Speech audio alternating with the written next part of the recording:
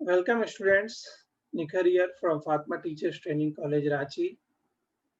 हम लोग लगातार जीन पियाजे के संज्ञानात्मक विकास के बारे में डिस्कस कर रहे हैं। इस कड़ी में जो सर्वाधिक इम्पोर्टेंट है और कंसेप्चुअल है, इस सीरीज में हम लोग उसी के ऊपर डिस्कस कर रहे हैं, यानी जीन पियाजे के द्वारा संज्ञानात्मक विकास के संदर्भ में जो मौलिक अवधारणाएं प्रस्तुत की गई हैं, उसके ऊपर हम लोग डिस्कस कर रहे हैं। जीन पियाजे का अगला कंसेप्ट है संज्ञानात्मक संरचना, कॉग्निटिव स्ट्रक्चर।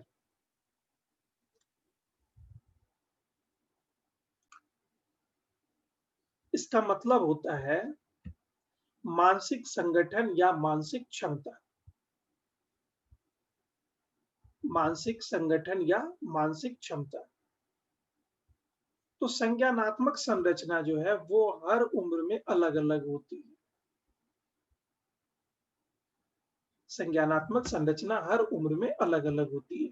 यही वजह है कि जितने भी लोगों ने संज्ञानात्मक विकास के सिद्धांत दिए हैं, सबने इसको स्टेजेस में बांट रखा है। आप जानते हैं कि इन्फेंसी हो या चाइल्डहुड हो या एडोलेसेंस हो, सबकी अपनी अलग अलग विकासात्मक विशेषताएं हैं। हर अवस्था में अलग अलग तरीके की विशेषता देखने को मिलती है। तो ऑब्वियस सी बात है कि संज्ञानात्मक विकास पर भी इन तीनों अवस्थाओं के विकासात्मक विशेषताओं का प्रभाव पड़ता होगा। इन्फेंसी में जितना बोध है, जितनी समझ है, उतना ही संज्ञान विकसित होगा। चाइल्डहुड में थोड़ा उसमें स्मार्टनेस आना प्रारंभ हो जाता है, तो थोड़ा वो स्मार्ट हो जाएगा, और एडोलेसेंस में वो मैच्योरिटी की ओर मूव कर रहा होता है। तो वहां पर आप देखेंगे कि अलग तरह की विशेषताएं देखने को मिलेंगी। इसके बाद इसको हम लोग डिस्कस करेंगे, जैसे अलग अलग मनोवैज्ञानिकों की संज्ञानात्मक विशेषताओं को जो हम देखेंगे, तो वहां संज्ञानात्मक संरचना को ही बेसिकली हम लोग डिस्कस करेंगे। इसके बाद जो अगला कंसेप्ट है वो है मेंटल ऑपरेशंस, मानसिक संक्रिया। मेंटल ऑपरेशंस, मानसिक संक्रिया।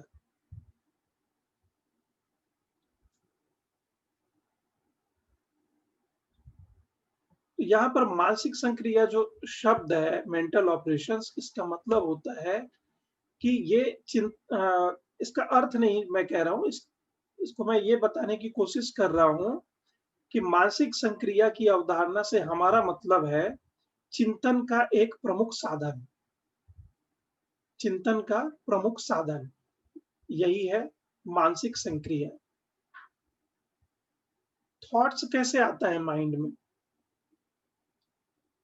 थॉट्स माइंड में कैसे आता है? ये पूरा का पूरा जो प्रोसेस है किसी भी थॉट के जनरेट होने का या आपके माइंड में लगातार मूव करने का, इसी को मेंटल ऑपरेशंस कहा जा रहा है, मानसिक संक्रिया कहा जा रहा है। कोई एक फैक्ट को आपने पहले रिकॉग्नाइज किया, माइंड ने तुरंत मैसेज दिया सेंट्रल नर्वस सिस्टम को, ठीक है, उसको उसने तुरंत किसी मेमोरी के साथ जोड़ दिया, उसको उसने सही सही रिकॉल कर लिया। अब उससे रिलेटेड जो इंफॉर्मेशन है वो उसमें जोड़ना प्रारंभ कर रहा है, यानी तर्क निर्मित हो रहे हैं, कारण स्पष्ट हो रहा है, समस्या का समाधान भी देखने को मिल सकता है। ये तमाम तरह की चीजें जब वर्क एक साथ कर रही होती हैं, तो इसी को हम लोग मानसिक संक्रिया या मेंटल ऑपरेशंस कहते हैं। समान रूप से क्रिया करना, एक साथ ये क्रिया कर रहा है। इसके बाद जो अगला कंसेप्ट है जीन पियाजे का, वो है स्कीम्स। स्कीम्स हिंदी और इंग्लिश दोनों में इसको स्कीम्स ही लिखेंगे आप। योजनाओं वाला स्कीम्स यहाँ पे लिखिए।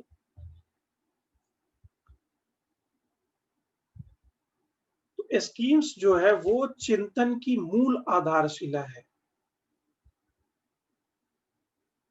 चिंतन की मूल आधारशिला स्कीम्स को कहा जाता है।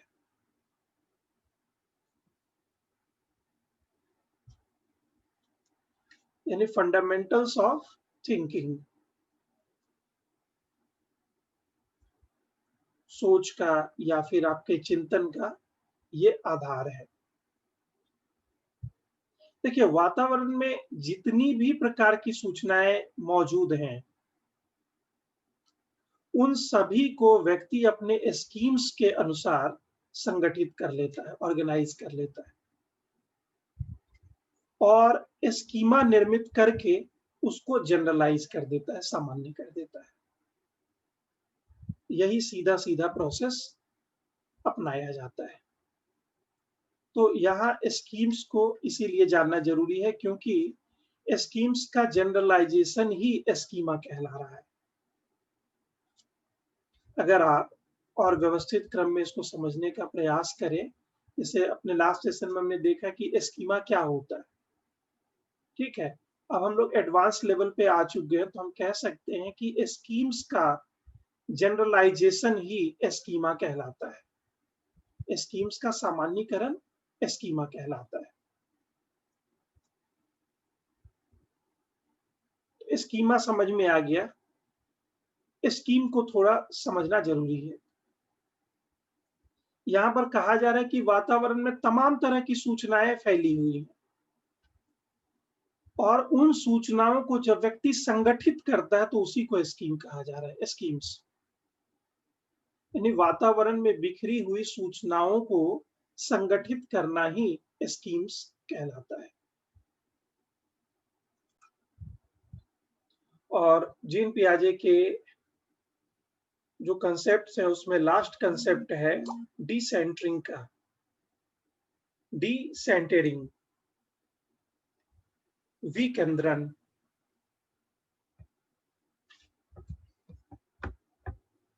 डिसेंटरिंग यानी विकेंद्रन।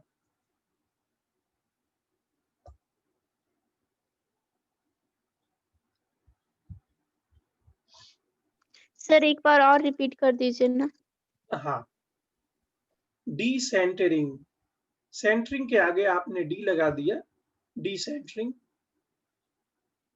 हिंदी में इसको विकेंद्रन कहते हैं।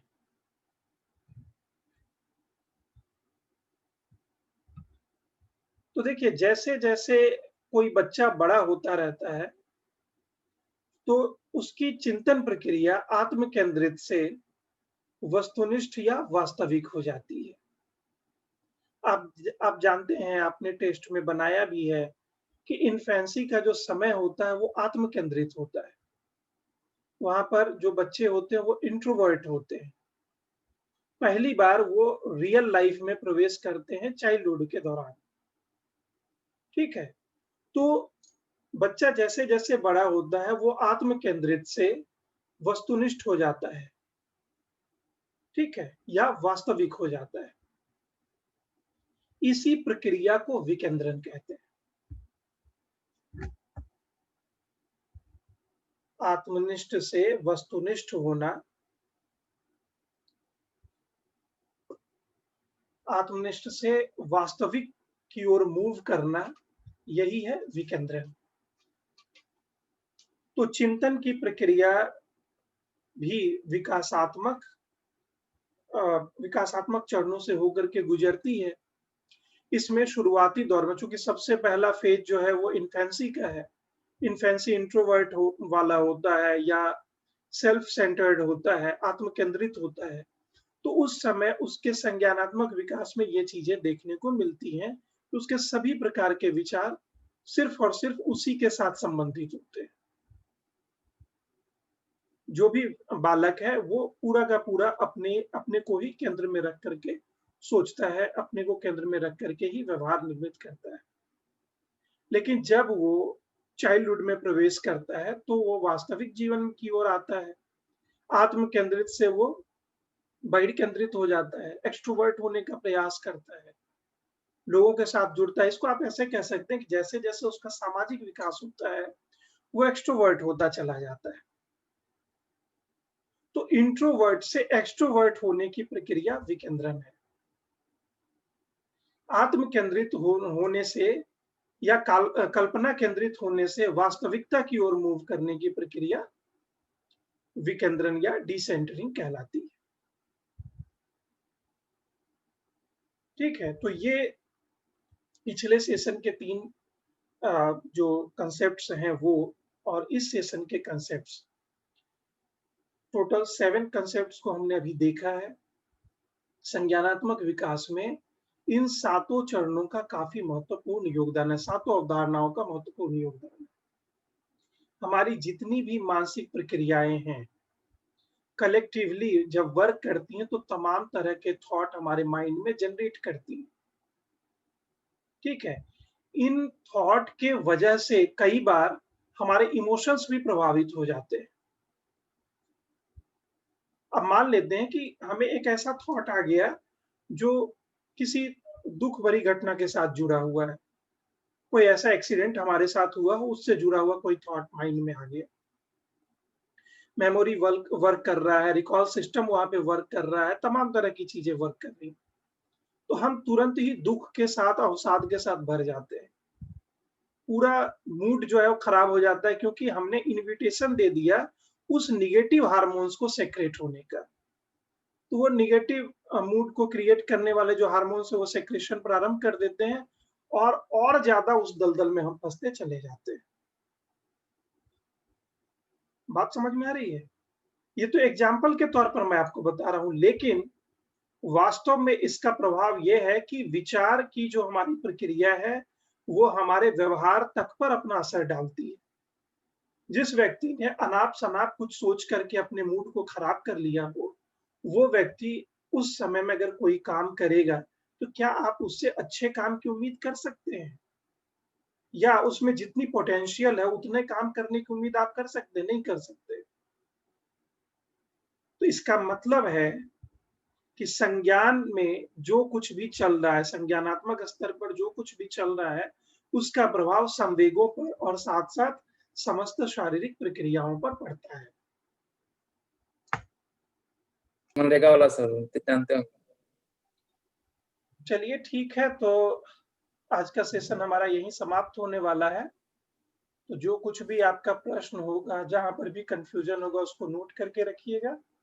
नेक्स्ट क्लास में आप लोग उसको पूछ लीजिएगा, या फिर व्हाट्सएप ग्रुप में या चैट बॉक्स में अपने क्वेश्चंस डाल दीजिएगा।